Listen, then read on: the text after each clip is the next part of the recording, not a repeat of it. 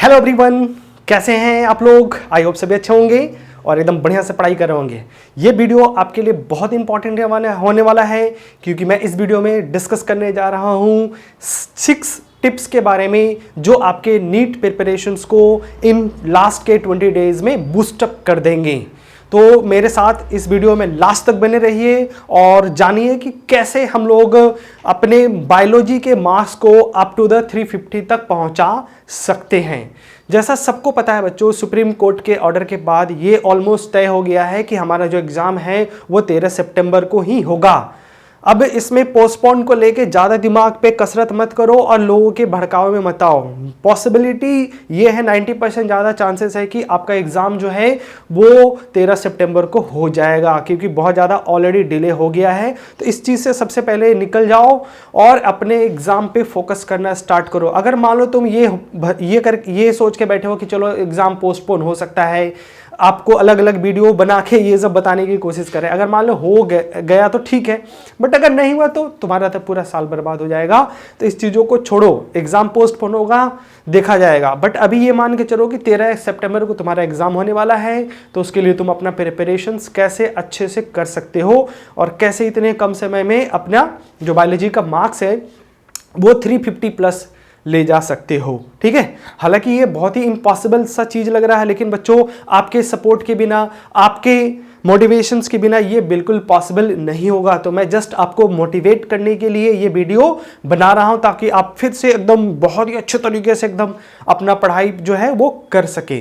तो चलो क्या है 6 टिप्स, उन पे हम एक एक करके डिस्कस करते हैं और इनको ध्यान से एकदम लास्ट तक वीडियो को बने रहेगा। अगर वीडियो आपको अच्छा लगे बच्चों तो जरूर लाइक करिएगा, अपने फ्रेंड के साथ शेयर करिएगा और आप लोगों में से जो लोग भी मेरे चैनल पे नए हैं तो चैनल को सब्सक्राइब करिए क्योंकि मैं इसी तरह के बायोलॉजी के वीडियो, मोटिवेशनल वीडियो, ठीक है ना, और आपके स्टडी प्लानिंग से रिलेटेड वीडियो बनाता रहता हूं। तो मेरे साथ बने रहिए। चलो तो पहला टिप है, फर्स्ट टिप जो है आपका बच्चों उसमें है करना क्या है। सबसे पहले, हालांकि देखो ये बहुत ही इम्पॉसिबल सा चीज लगता है, लेकिन अगर पॉसिबल करना है तो आपको अपने मन की स्थिति को एकदम स्ट्रांग करना पड़ेगा और अपने आप को सुपरमैन समझना पड़ेगा। समझे, अपने आप को एकदम पूरा सुपरमैन समझ लो कि एकदम तुम सुपर हीरो हो और कर सकते हो, तभी ये पॉसिबल है। करना क्या है पहले टिप में, पर डे एटलीस्ट आपको 2 चैप्टर करना पड़ेगा क्योंकि बच्चों बायोलॉजी में टोटल 35 के अराउंड चैप्टर है। एक एक चैप्टर भी करोगे तो उतना टाइम नहीं है तुम्हारे पास, तो 2 चैप्टर करना है। हाँ, ये चीज़ मैं थोड़ा क्लियर कर दूं बच्चों कि ये जो स्टडी प्लान है, ये जो आपको स्ट्रेटजी मैं बता रहा हूँ, इसमें एटलीस्ट उन्हीं स्टूडेंट को बेनिफिट मिलेगा जिन्होंने ऑलरेडी ये मान के चलते हैं कि 30 to 40% सिलेबस कंप्लीट कर लिया है। अगर आप अभी इस स्थिति में हो कि अभी आपने कुछ नहीं पढ़ा है तो बच्चों हाथ जोड़ता हूं, आपसे नहीं होगा, घर जाइए बैठिए, ठीक है, और आर्ट्स और कॉमर्स वाला जो फॉर्म आता है ना उसको भरना स्टार्ट कर दीजिए, आपसे नहीं होगा। बट अगर ये मानते हैं कि आपने 30 से 40% सिलेबस कंप्लीट कर लिया तो देन इस स्टडी प्लान को फॉलो कर सकते हैं। करना क्या है, पर डे 2 चैप्टर। 2 चैप्टर में ध्यान रखना है, पहला जो चैप्टर होगा एक आपका नया होगा जिसमें अभी तक आपने कुछ भी नहीं पढ़ा है, उसको पढ़ सकते हैं, और एक चैप्टर आपको वो लेना जो ऑलरेडी आपने पढ़ रखा है, मतलब रिविजन के लिए। तो मतलब एक नया चैप्टर और एक रिविजन के लिए चैप्टर, आपको 2 चैप्टर पर डे करना पड़ेगा तुम्हारा, ठीक है। तो ऐसा करना है तुम लोगों को। दूसरा जाते हैं हमें बच्चों, आप एक बहुत ही बड़ी समस्या ये होती है कि अब क्या पढ़ें हमारा। तो दूसरा हमारा जो टिप है वो ये कहता है कि आपको सिर्फ और सिर्फ और सिर्फ और सिर्फ और सिर्फ एनसीईआरटी पढ़ना है, ठीक है। प्लस इसके अलावा आप चाहे तो आप अपने क्लास नोट्स को रिवाइज कर सकते हैं। आपने थ्रू आउट द ईयर बैठ के जो नोट्स पढ़ाया था, स्टडी नोट्स बनाया था, उनको रिवाइज कर सकते हैं। तो इन 2 के अलावा और कुछ भी नहीं पढ़ना। नया टेक्स्ट बुक से आपको कोई चैप्टर पढ़ने की जरूरत नहीं क्योंकि वो एक दिन में एक चैप्टर पॉसिबल नहीं है। तो टेक्स्ट बुक के चक्कर में बिल्कुल मत पढ़ो। आप एनसीईआरटी जो काफी ज्यादा कंसाइज कंटेंट में दिया हुआ है उसको पढ़ो, अपने क्लास नोट्स को पढ़ो, या तो आपने अपने थ्रू कोई भी नोट्स अगर प्रिपेयर करके रखा है तो बहुत ही अच्छा किया है आप लोगों ने, उसको पढ़ने की कोशिश करो, ठीक है। तीसरा हमारा जो टिप है बच्चों, आपको करना क्या है थर्ड टिप्स में, कि आपको चैप्टर वाइज प्रीवियस ईयर्स के क्वेश्चंस करने हैं। ध्यान रखना, ओनली प्रीवियस ईयर्स का, कोई भी नया क्वेश्चंस नहीं करना है, कुछ भी नया नहीं करना है, ओनली प्रीवियस ईयर्स। और प्रीवियस ईयर्स में ध्यान रखना बच्चों, कम से कम 10 से 15 साल तक का ही हो, उससे ज्यादा पुराना क्वेश्चंस करने की जरूरत नहीं है। आपके डिफरेंट टाइप ऑफ लोग हैं, डिफरेंट टीचर्स हैं जिन्होंने अपने अपने टेलीग्राम ग्रुप बना के रखा है, उसमें डीपीपी का एक ट्रेंड चल रहा है, उसमें आपको डीपीपी देते हैं। बच्चों इन फालतू के क्वेश्चन में अपना समय मत बर्बाद करो, क्वालिटी क्वेश्चन, ध्यान रखना क्या बोला मैं, क्वालिटी क्वेश्चंस करना है। अंड संड बकलंड टाइप के क्वेश्चंस करने से नहीं काम चलेगा, एकदम क्वालिटी क्वेश्चन। क्वालिटी क्वेश्चन आपको कहां से मिलेगा, प्रीवियस ईयर्स के एग्जामिनेशंस के क्वेश्चन से मिलेगा। तो 10 से 15 साल के एम्स और नीट के क्वेश्चन जो कि पहले एपीएमटी भी हो सकता है, उनके क्वेश्चंस करने हैं। अंड संड बकलंड टाइप के क्वेश्चंस नहीं करने हैं, ध्यान में रखना बच्चों, ठीक है। इससे आप अपना समय बर्बाद करोगे और अपना हरासमेंट करोगे, अपने आप को हरास करोगे इसमें, ठीक है। नेक्स्ट आते हैं तीसरा, हमारा जो नेक्स्ट 4th नंबर टिप है कि हम पढ़ें क्या, कौन से चैप्टर को पढ़ें। तो बच्चों सबसे पहले आपको इंपॉर्टेंट चैप्टर से स्टार्ट करना है, और इंपॉर्टेंट में भी कर सकते हो जो सबके सबसे इंपॉर्टेंट प्लस इजी जो है उस चैप्टर से स्टार्ट कर सकते हो। देन उसके बाद इंपॉर्टेंट कॉम्प्लिकेटेड या डिफिकल्ट चैप्टर की तरफ मूव करना है, ठीक है।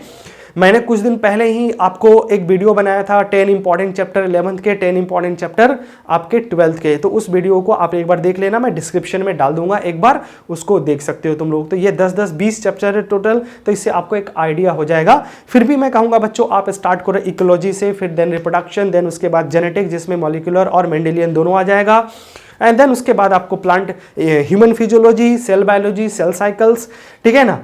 देन उसके बाद आप मॉर्फोलॉजी चैप्टर से में मूव कर सकते हैं, बायोटेक में मूव कर सकते हैं। तो ये सारे चैप्टर हैं। तो इस तरह से एक सिक्वेंसली आपको इंपॉर्टेंट चैप्टर को करना है, ठीक है बच्चों। तो ये था 4th चैप्टर। 5वां जो टिप्स है बच्चों, हमें आप एक चीज मिस कर देते हैं। आप देखो एक काम करना है इसमें, अपने एनसीईआरटी बुक्स में जो भी डायग्राम बेस्ड हैं, ठीक है ना, जितने भी डायग्राम हैं उनको डिटेल में स्टडी करो, क्योंकि आज तक नीट में जितने भी डायग्राम बेस्ड क्वेश्चन आए हैं वो एनसीईआरटी बुक से आए हैं। तो किसी भी टेक्स्ट बुक या किसी कोचिंग के मटेरियल्स में जो डायग्राम दिया हुआ है उसको करने की जरूरत नहीं है। हाँ, समझने के लिए आप यूटिलाइज कर सकते हो, लेकिन अल्टीमेटली आपको करना कौन सा है, जो एनसीईआरटी में डायग्राम बेस्ड क्वेश्चन है उसको सिर्फ करना है आपको, ठीक है। और हमारा जो आज का 6th और लास्ट जो टिप्स है बच्चों, अपने आपके स्टडी आवर्स को, तो मैंने यहाँ पे बायोलॉजी को लेके फोकस करके आपको समझाया था। तो पर डे बच्चों कम से कम आपको 6 to 8 आवर बायोलॉजी पढ़ना है। बायोलॉजी ध्यान रखना, 6 to 8 आवर बायोलॉजी।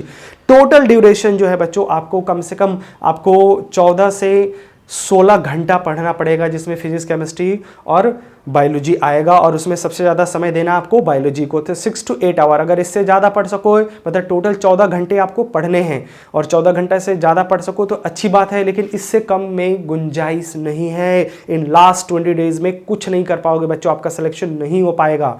तो एटलीस्ट फिजिक्स, केमिस्ट्री और बायोलॉजी तीनों को मिला के कम से कम 10 से 12 घंटा तो एकदम 100% पढ़ना। अगर ये एकदम मिनिमम क्राइटेरिया है, एकदम मिनिमम क्राइटेरिया, अगर इससे नीचे गए, इससे कम पढ़ा तो सिलेक्शन भूल जाओ बच्चों, ठीक है ना। मैं आपको किसी अंधेरे में नहीं रखना चाहता हूं, तो इसलिए मैं खरी खोटी आपको सुना रहा हूं, अपने छोटे भाई की तरह समझ के ये मैं आपको खरी खोटी सुना रहा हूं। तो ठीक है, इस चीज का बुरा नहीं मानना बच्चों, मैं आपके भले के लिए बोला, आपके सिलेक्शन के लिए बोला हूं। मैं अपना छोटा, आप लोगों को अपना छोटा भाई समझ के ये मैं सजेशन दे रहा हूं, ठीक है। अगर 10 से कम घंटा अगर पढ़े तो सिलेक्शन नहीं होगा, समझ में आ रहा है, क्लियर है। तो लग जाओ, जी जान लगा के लग जाओ। ये मेरा जो भी 6 टिप था मैंने आपको बता दिया है। अब आपको इस चीज़ को अगर फ्रूटफुल बनाना है बच्चों, तो आपको एकदम लग जाना है, पढ़ते रहना है। अगर आपके पास कोई बढ़िया सजेशन हो बच्चों और दूसरे के इंप्रूवमेंट के लिए, तो आप कमेंट सेक्शन में जाके जरूर कमेंट करिए और दूसरों को बताइए कि और अच्छा क्या किया जा सकता है, इस 20 के दिनों में कैसे अच्छा पढ़ाई किया जा सकता है। आपके पास कोई और अच्छा सजेशन हो तो कमेंट करके जरूर बताना बच्चों, मुझे आपके कमेंट का इंतजार रहेगा। आपको ये वीडियो अच्छा लगा हो तब भी कमेंट करिएगा, मुझे भी आपकी मोटिवेशंस की ज़रूरत है। मैं आपको मोटिवेट कर रहा हूँ, आप मुझे मोटिवेट करिए, ठीक है। तो चलो अच्छा है, ठीक से पढ़ो, ठीक से रहो, घर पे रहो। बाकी एग्जाम कैसे होगा क्या ना होगा ये गवर्नमेंट पे छोड़ दो, जो भी होगा अच्छा होगा, ये सब दिमाग पे टेंशन मत लो बच्चों। पहले तो एकदम पॉजिटिव एनर्जी के साथ बढ़ जाओ, ठीक है। मैं एक अलग से वीडियो आपको बना दूंगा बच्चों आज ही या कल में कि कौन कौन से चैप्टर आपको अच्छे से पढ़ने चाहिए, ठीक है। तो चलो हम लोग मिलते हैं नेक्स्ट वीडियो में, तब तक के लिए all the best, bye bye बच्चों, ध्यान में रखना अपना, पढ़ना अच्छे से, बाय।